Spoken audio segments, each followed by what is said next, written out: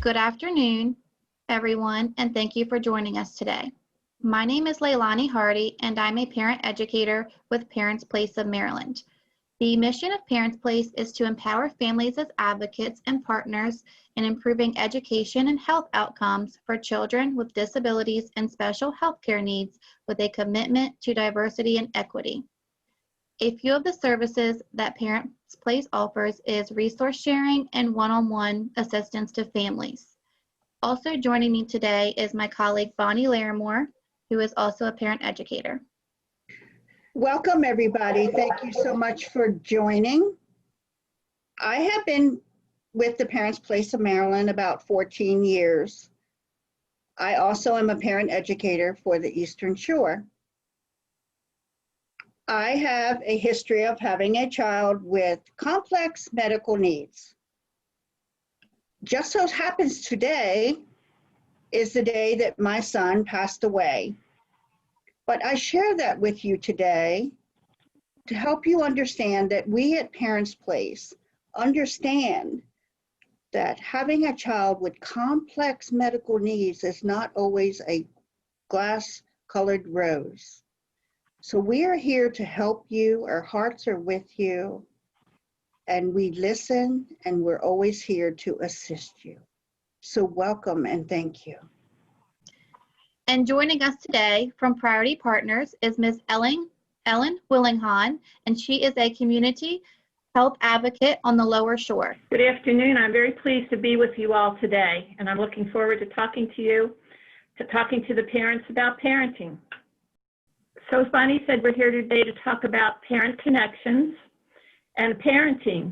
And just so everybody's clear, I'm myself a parent, so I do know a little bit about parenting.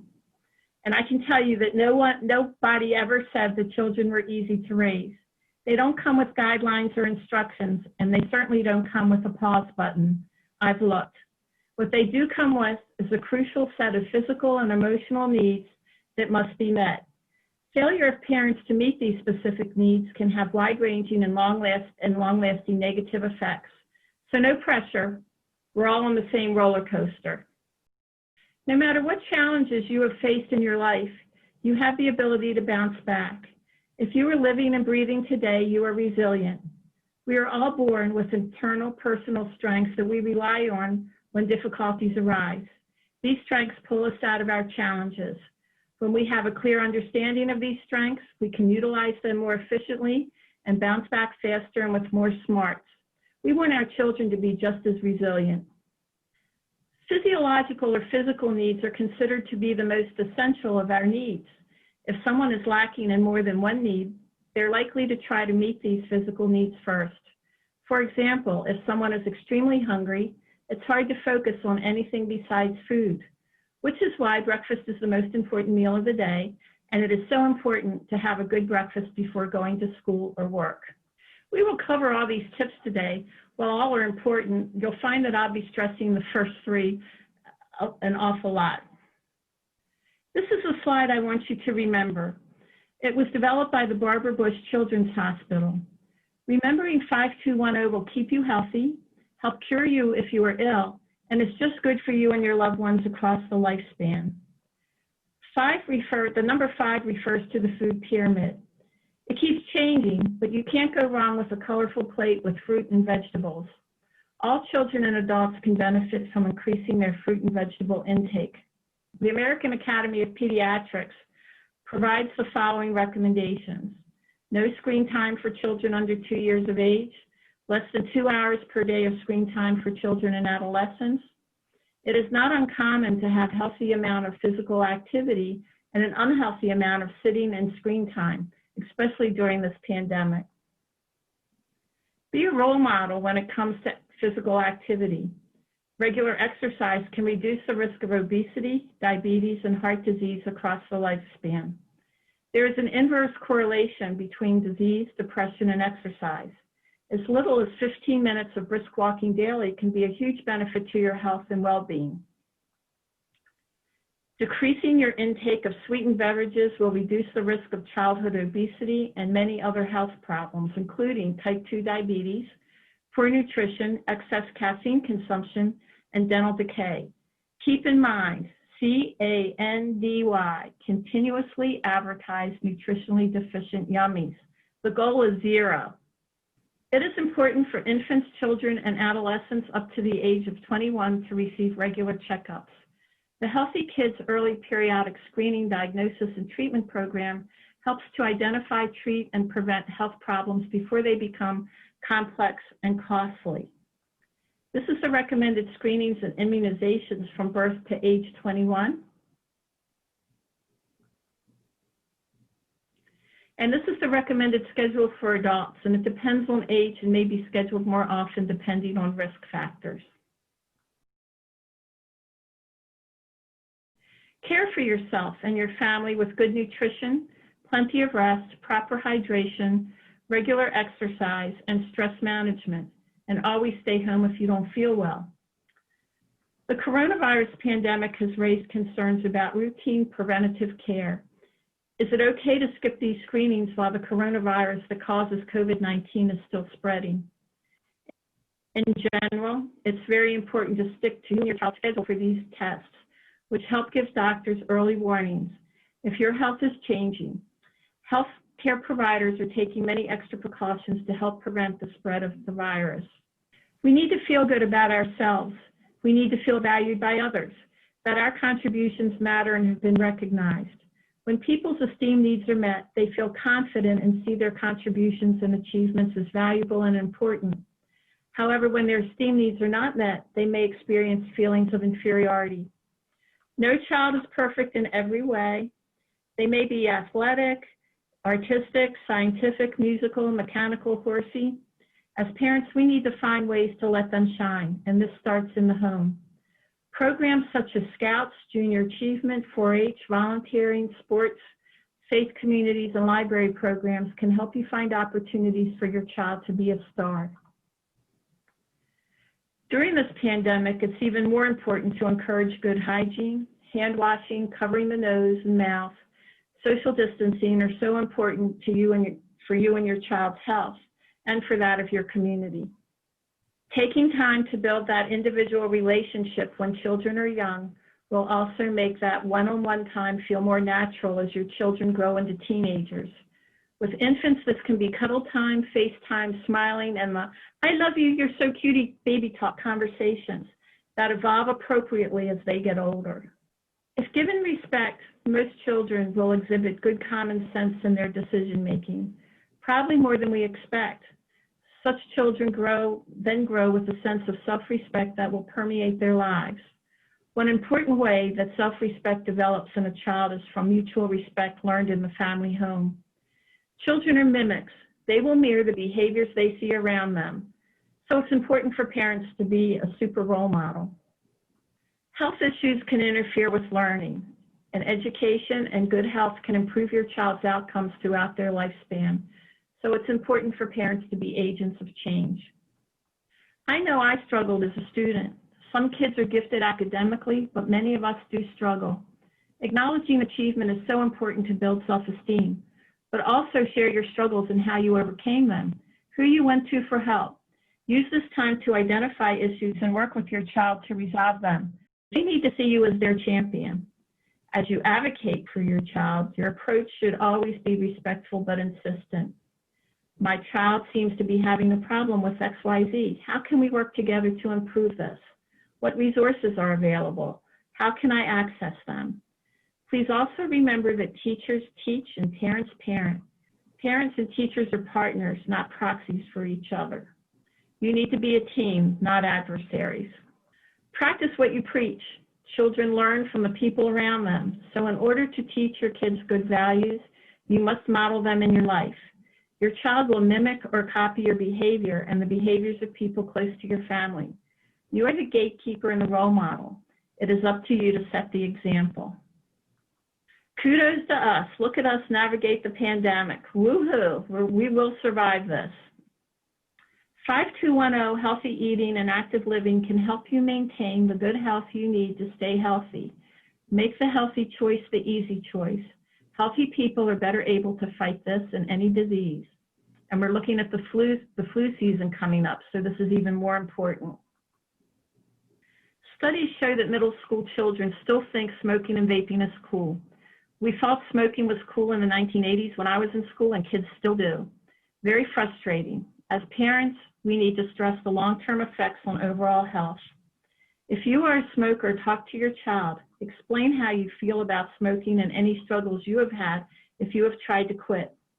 Talk about family members and friends who have sickened or died due to alcohol, tobacco, or other drugs. Be real. It could save your child's life. Again, be age appropriate. Your primary care physician and local health departments have programs to support smoking cessation and substance abuse treatment and prevention. You need to understand the consequences for using and or being around people who use. As a former court-appointed special advocate, I have seen children taken away from their parents because the parents engage in substance abuse and or the unintended consequences of substance abuse. Don't be the cause of having your children taken away from you. If you are concerned about your child's mental health, consult your child's doctor. Describe the behaviors that concern you. Talk to your child's teacher, close friends, relatives, or other caregivers to see if they've noticed changes in your child's behavior. Share this information with your child's doctor. Look for not normal, sudden change in usual behavior. Don't ignore the red flags. Trust your gut. If you feel that you or a loved one is going to hurt him or herself or others, reach out before it's too late. Remember our 5210 guide, 2 hours of recreational screen time. Make sure that the videos, TV, and movies are age appropriate and are in line with your family values. Surely you can trust your kids, but you also need to remember that kids can be extremely naive and reckless at a young age, and they may not always make the right decisions. They can end up doing something bad on social media. So make sure your kids stay safe on social media platforms, and you need to monitor their social media activity. Despite great efforts, 1 in 3 children continue to experience bullying in school. If you have children with varying interests, it might be beneficial to suggest the whole family get together to attend each other's events and activities, even if it doesn't please the whole crowd every time. By encouraging siblings to support each other, parents can help their children feel like their interests are accepted and that they fit in with the family unit. Be your child's champion. Recent studies have found that having a group of friends and strong family ties to rely on appears to buffer children from the emotional hurt bullying causes better than a single bestie. We are blessed to live in the land of pleasant living, but even life here on the Eastern Shore has its moments. We have all seen the horrific fires and flooding that cause people to flee their homes. Have a plan, be prepared. My sister who moved to Florida shared these evacuation tips with me. Establish a meeting place and contact numbers. She writes the name, age, medical issues, prescriptions, contact information on her child's back with an indelible marker in case they get separated. Save your essential information to a thumb drive or the cloud. That would be bank accounts, your mortgage information, prescriptions, insurances, ID information, birth certificates. Send a duplicate thumb drive to a trusted out-of-state friend or a family member. Have a plan, be prepared.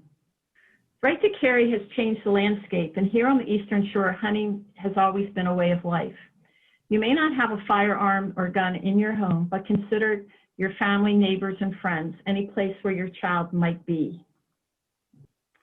The child you save may be your own.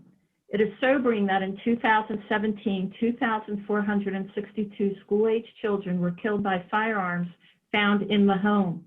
You need to talk to your child about guns and help them recognize that these are not toys and are dangerous. Priority Partners Community Resources is a free, confidential information and referral service that connects people of all ages across Maryland to local services. Whether it's financial assistance, domestic violence, addiction treatment, health care, mental health, or heating and utility assistance, we will talk to you to find out what you need and walk you through the options to find the right service or program for you. Another resource is 211 Maryland. It is known as the resource where people go when they don't know where else to go. Find services in your area by selecting an area of need or by searching by keyword. You can also dial 211 or text your zip code to 898-211. 211 Maryland is based in Maryland and available 24 hours a day, 7 days a week. Specialists are trained and friendly, and they know we all need help sometimes. If you do not have health insurance, contact Maryland Health Connections, your local health department or federally qualified health center, who have staff that will help you enroll. Your federally qualified health center provides help on a sliding scale for people who do not have insurance and for undocumented individuals. There are different federally qualified health centers for different areas of the state. On the Eastern Shore, serving the 3 lower counties, Worcester, Wycomico, and Somerset, is Chesapeake Healthcare. The rest of the Eastern Shore, or the Upper Shore, is Chop Tank Health System. Okay, thanks. I wanted to bring out that you spoke about the American Academy of Pediatrics and their data in regards to screen time with our kiddos. Well, we all know currently we're living through COVID, and our kiddos are spending some 6 or 7 hours a day on a technical device, phone, iPad, Chromebook, for hours, and that does not even include their private time that they might be spending in the evening, which adds more screen time. So as parent educators from the Parents' Place, we are hearing a lot of information. Our children are spending too much time on a device. So I appreciate you bringing that data out from the American Academy of Pediatrics. Also, your MCO, which is Priority Partners, you also have health advocates as a part of the MCO, such as maybe a diabetic advocate, correct? Yes, we have different advocates for different childhood diseases and adult diseases. So Yes. we would match a person up with an advocate that was appropriate to whatever their issue is. Yes, I just wanted to make sure you still had that because I'm very familiar with that, and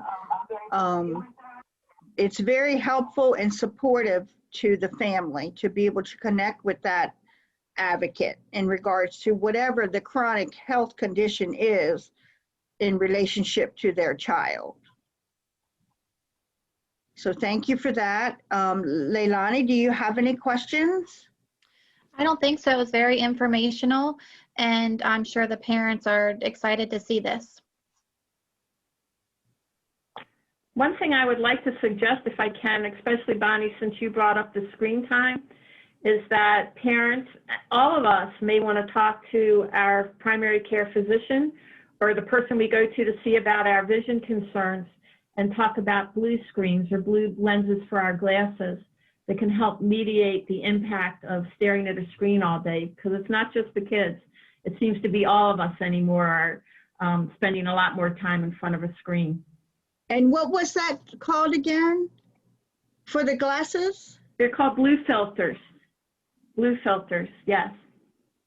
And is that for folks that just wear glasses?